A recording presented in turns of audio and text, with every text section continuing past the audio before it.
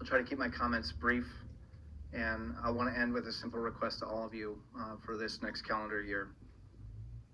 It's the time of year when property tax statements are being distributed out to the community, and I got mine last week, and as I reviewed the summary statement, something jumped out at me.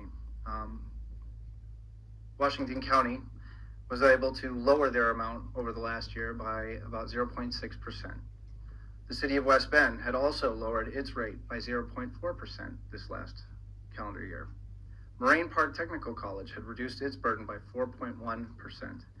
All of this in spite of post-pandemic conditions, lower employment problems, and the biggest inflation rate we've ever seen since the 1980s. Yet when I looked at the West Bend School District's rate, my eyes kind of bulged out because my tax burden had increased by a whopping 9.2%. Imagine my surprise since the presentation I heard from the last round of school board meetings this fall was proudly announced that our mill rate was going to be staying flat. And we should all give ourselves a pat on the back for doing a good job for keeping that mill rate flat. And this is not the first time I've heard all this talk about a mill rate. For the last several years, I've read numerous columns, articles, and letters to the editor pointing out that our mill rate does not matter. It's the tax levy that translates to whether or not our property taxes increase or change at all. Going back as far as 2019, the West Bend School District has voted to increase the tax levy every year, including 2020 during the pandemic, all the time packaging it up about mill rates not changing. The question citizens should be asking, and this is what I'm asking right now, is what are all these tax increases getting us?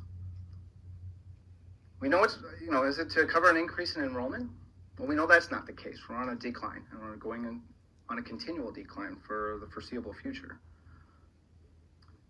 Is it to improve academic performance? Well, you might argue that, except that DPI had decided to move the goalpost this last year, and actually our scores aren't that great, and certainly not as great as they're touted.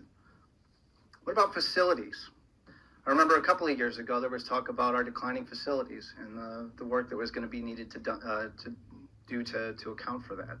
So far I haven't seen a plan put forward or anything since the last round of the council review on that. So again, I ask, what is all this tax money going toward?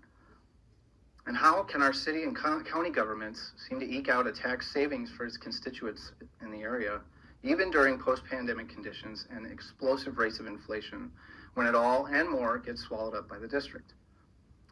As our board and the representatives of this community, I think you owe us some answers for this.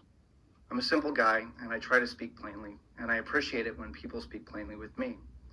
I'm sure that there's a lot of complexity that comes with understanding our financial health as a district. However, at the end of the day, taxpayers in this district want to know two things. Are our taxes going to go up or down? And very specifically, what are the reasons for that? And what does this tax burden get us in exchange?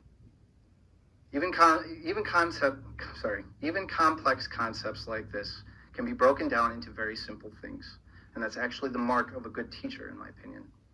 I would respectfully ask that the board from now on stop talking about mill rates that doesn't mean anything and level with us. You insult our intelligence by doing anything less. Thank you.